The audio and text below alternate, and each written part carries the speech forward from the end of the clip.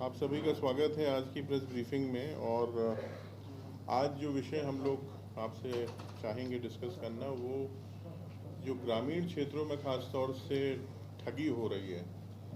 आप लोग जानते हैं कि बहुत सी ऐसी कंपनीज़ हैं, बहुत सी ऐसी माइक्रो फाइनेंस एजेंसीज़ हैं जो पुराने इलाके जो हुआ करते थे, जहां पर अभी भी टेक्नोलॉजी की रीच नहीं है, वहाँ पर वो लोग लोगों की बचत खाते के नाम पर प्रलोभन देते हैं और उनसे कहते हैं कि वो जमा करें कुछ राशि और उसके बदले में उनको कई गुना ज़्यादा रिटर्न मिलेगा।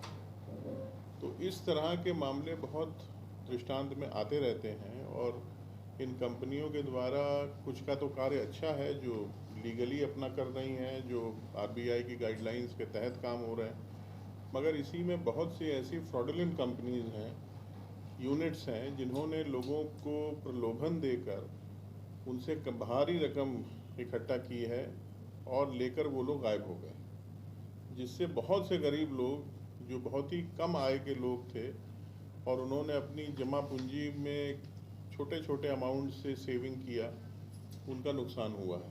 और आप सभी को ताज्जुब होगा कि वो राशि बहुत बड़ी है, क्योंकि इन लोगों ने ऐसे इलाकों में अपना नेटवर्क फैलाया है, ऐसा जाल फैलाया है जो बड़ा अनऑर्गेनाइज्ड है, जहाँ पर अभी भी रीच कम है, लोगों में शिक्षा का अभाव है, जानकारी नहीं है। और कुछ इन्होंने स्थानीय टाउट्स इकट्ठा करे हैं, उन लोगों को अपना पार्टनर्स बनाया है जो घर घर जाकर लोगों को कन्विंस करते हैं और शुरू में कुछ पैसे देकर उनको अट्रैक्ट करते हैं और फिर उन्हीं के ज़रिए और बड़ा क्लाइंटेल ये लोग प्राप्त करने की कोशिश करते हैं। तो इस प्रकार की बहुत से इलाकों से शिकायतें जब हमारे पास आती हैं, तो ये हमारा कार्यक्षेत्र है, इन पर भी ध्यान देना और इसमें विधि सम्मत कार्रवाई करना। तो अभी तक मैं ये आपको बताना चाहूँगा कि जो हम लोगों ने इसमें कार्रवाई की है, वो वर्ष 2011 से लेकर 2023 के बीच की जो अवधि है, इसमें लगभग हमारे यहाँ 288 केसेस रजिस्टर हुए हैं बिहार में, जिसमें 173 कांडों में अनुसंधान चल रहा है और 106 कांडों में हम लोगों ने ऑलरेडी अनुसंधान पूर्ण कर लिया है और इसमें जो लीगल एक्शन होता है वो कार्रवाई की जा रही है। 106 में ज़्यादातर में आरोप पत्र समर्पित भी किया जा चुका है और दोषियों के विरुद्ध कार्रवाई भी हुई है। 9 केसेस में फाइनल फॉर्म सबमिट हुआ है, जिनमें डिटेल्स वेरीफाई नहीं हो पाए, क्योंकि यहाँ पर एक कठिनाई ऐसे अनुसंधान में हम लोग जो देखते हैं कि जो कंपनी के मालिक हैं या उसके जो लोग हैं, ज़्यादातर राज्य के बाहर का पता देते हैं, अपना नाम कभी कभी पूरा नहीं होता है या उनका एड्रेस पूरा नहीं है। नतीजा ये है कि अगर कोई कलकत्ता का पता है तो वहाँ पर उस नाम की सड़क नहीं है, स्ट्रीट नहीं है, लोकेलिटी आपको मिलने में कठिनाई होती है। तो उनका वेरिफिकेशन भी मुश्किल, एक बहुत बड़ी चुनौती है पुलिस के लिए। तो ये सारी चीज़ें को ध्यान में रखते हुए अभी तक की स्थिति यही है। और इसमें सबसे जो हमारा अफेक्टेड एरिया है, अगर आप देखिएगा कि जहाँ पर मैक्सिमम इस तरह के दृष्टांत आए हैं, वो पटना प्रमंडल है, उसके बाद तिरहुत है, पूर्णिया है, दरभंगा है। यहाँ से मैक्सिमम शिकायतें आई हैं और ख़ास तौर से अभी हाल फिलहाल में हम लोगों ने बेतिया, मोतिहारी, दरभंगा, पटना के कुछ इलाकों में इसकी काफ़ी ज़्यादा शिकायतें पाई गई हैं।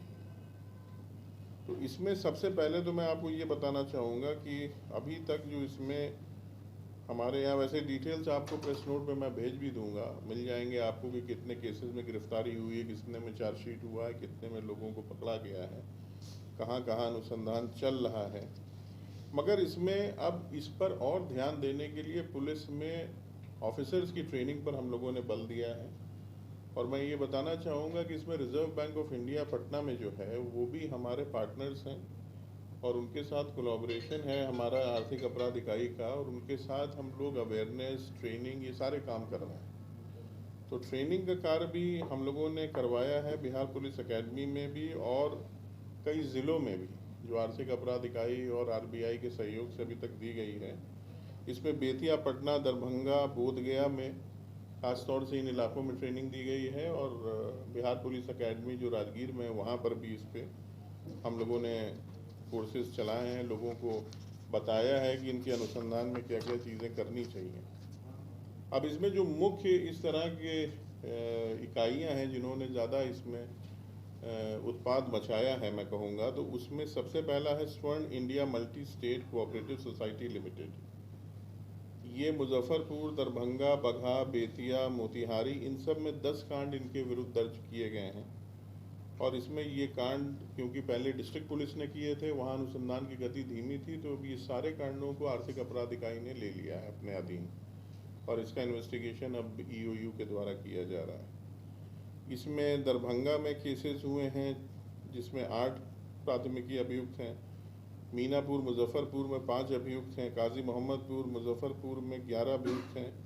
इसी तरह आप देखिएगा तो सबसे अधिक जो पाए गए हैं अक्यूज की संख्या वो बेतिया में है, जो नगर थाना का केस है 518/20, उसमें 22 अभियुक्त हैं, जिसमें 2 के विरुद्ध अभी तक आरोप पत्र समर्पित हो गया, 2 को रिमांड किया गया है। बेतिया में दूसरा केस भी नगर थाने का है जिसमें 20 अभियुक्त हैं, और इसी प्रकार तीसरा केस भी है 644/19 जिसमें 15 अभियुक्त हैं। तो बेतिया, मोतिहारी, दरभंगा, पटना के कुछ हिस्से ये सबसे वर्स्ट अफेक्टेड हैं।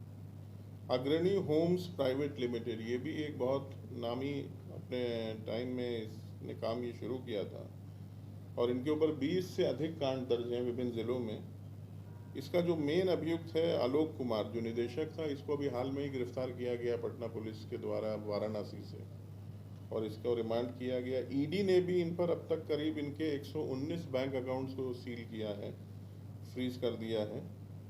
और इसमें जो अनुसंधान होता है वो बीपीआईडी एक्ट 2002 के तहत होता है, जिसमें हर ज़िले में डीएम जो होते हैं वो नोडल इसके कॉम्पिटेंट अथॉरिटी होते हैं, और इसमें धारा 4 और 5 के तहत संपत्ति जब्त करने का और निवेशकों को लौटाने की प्रक्रिया का उल्लेख है। ये 2 धाराएं जो हैं 4 और 5 बीपीआईडी एक्ट 2002 की, तो इसके तहत प्रस्ताव गए हुए हैं, वो कार्रवाई की जा रही है। इसी तरह इंडस वेयर इंडस्ट्रीज लिमिटेड ने 7, ये औरंगाबाद, छपरा, मुजफ्फरपुर, पटना में केसेस हैं। पीएसीएल इंडिया लिमिटेड ने भी करीब इसी तरह पूर्णिया, छपरा, सीवान में केसेस हैं। कुल 5.85 करोड़ निवेशकों से 49,100 रुपये अभी करोड़ का जमा करा के इनसे वापस भी लिया गया है। नहीं, अभी तक तो प्रावधान नहीं है, मगर हम लोगों ने किसको ऐसे जब भी आपको कोई भी कंपनी खुलेगी जो इंटरेस्ट जो जमा लेती है, डिपॉजिट्स लेती है, उसको अनिवार्य रूप से प्रत्येक ज़िला में जो डिस्ट्रिक्ट मजिस्ट्रेट है वो नोडल ऑफिसर है। तो बीपीआईडी एक्ट, बिहार जमाकर्ताओं का हितों का संरक्षण अधिनियम, इसमें एडीएम रैंक के ऑफिसर को एडीएम बैंकिंग उनको बोला जाता है, उनको नोडल ऑफिसर बनाया गया है। तो जब भी किसी कंपनी को जो कि डिपॉजिट स्वीकार करती है उसको किसी भी ज़िला में अपना कार्य शुरू करना है, तो सबसे पहले आरबीआई का उसका registration, ministry of corporate affairs का गाइडलाइन, और उसको सारे जो पंजीकरण के कागज़ हैं वो एडीएम बैंकिंग को देने होते हैं। मगर ये है कि इसमें पुलिस स्टेशन की भूमिका पर हम लोगों ने बल दिया है। हम लोगों ने जो भी अभी तक समीक्षाएं की हैं उसमें वित्त विभाग से भी ये अनुरोध किया है कि वो इसको मैंडेटरी प्रोविज़न में करें, क्योंकि अक्सर ऐसा होता है कि रूटीन वे में सूचनाएं जाती हैं ज़िला स्तर से थानों को, और वो बहुत लेट हो जाता है, और अक्सर वो पहुंचती भी नहीं है, और थाना को ज़्यादातर मामलों में जानकारी भी नहीं रहती कि उनके क्षेत्र में इस प्रकार की कंपनियां ऑपरेट कर रही हैं।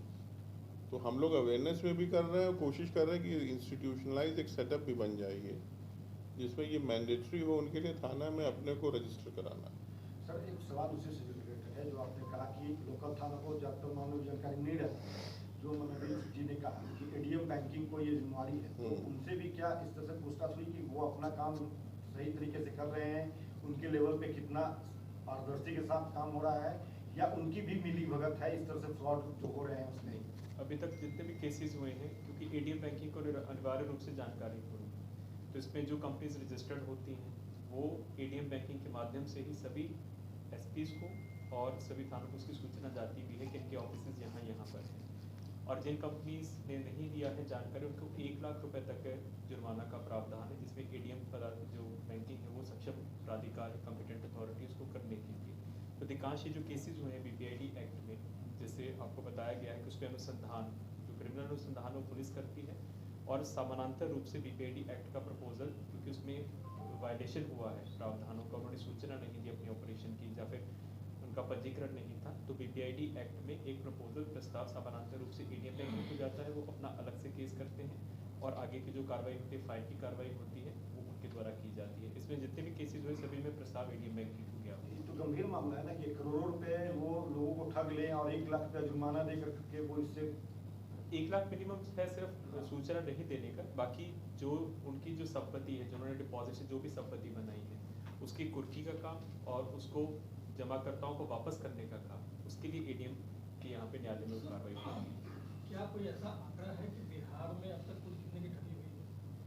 देखिए, हमारे पास केसेस हैं, केसेस रजिस्टर हैं जो मैंने आपको बताए, मगर इसमें कुल अभी तक पता इसलिए करना थोड़ा मुश्किल काम है क्योंकि जब तक इसमें लोग अरेस्ट ना हो, उनके खाते ना सारे हम लोग फ्रीज करवाएं और तब जाके इसका पूरा हमको एग्जैक्ट अमाउंट का एक्सेस। मगर मैं आपको ये बता रहा हूँ कि जो अभी तक के अनुसंधान में चीज़ें आई हैं, इसमें ये रकम कई करोड़ों में है।